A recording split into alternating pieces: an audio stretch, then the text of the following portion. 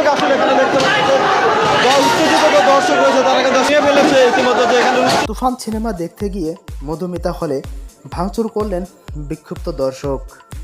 তবে ভিডিওটি শুরু করার আগে আমার চ্যানেলে যারা নতুন তারা অবশ্যই চ্যানেলটিকে সাবস্ক্রাইব করে পাশে থাকা বেল আইকনটি বাজিয়ে দিবেন। রাজধানীর মধুমিতা সিনেমা হলে ভাঙচুর চালিয়েছেন বিক্ষুব্ধ দর্শক। শাকিব খান অভিনীত তুফান সিনেমার টিকিট না পেয়ে হামলা চালিয়েছেন তারা। মঙ্গলবার সন্ধ্যা 6টার দিকে রাজধানীর মতিঝিলে অবস্থিত মধুমিতা হলে তুফান সিনেমা চলাকালে ভাঙচুরের এই ঘটনা ঘটে। এ সময় হলের পোস্টার, ডিসপ্লে, চেয়ার ও দরজার গ্লাস ভাঙচুর করা হয়।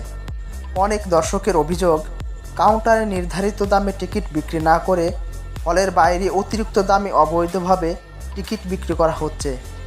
ইতিমধ্যে পরিস্থিতি নিয়ন্ত্রণ করে 2 কালোবাজারিকে আটক করেছে পুলিশ।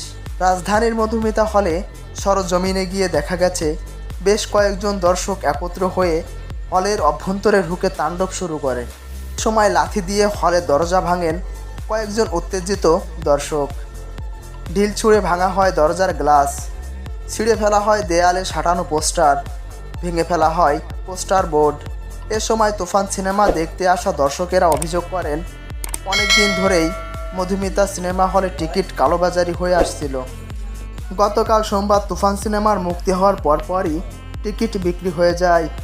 এরপর মঙ্গলবার সন্ধ্যা 6টার শো দেখার জন্য মধুমিতা হলে দর্শকের চাপ বেড়ে গেলে টিকিটের সংকট সৃষ্টি হয়। দর্শকদের অভিযোগ, হল কর্তৃপক্ষের যোগসাজে ব্ল্যাকে বিক্রি হচ্ছিল তুফানের টিকিট। এ বিষয়ে যোগাযোগ করা হলে মধুমিতা সিনেমা হলের ব্যবস্থাপনা পরিচালক নওশাদ প্রথম আলোকে বলেন, আমাদের নির্ধারিত আসনের 3 গুণ দর্শক এসেছেন হলে, এত দর্শকের চাপ সামাল দেওয়া যায়নি।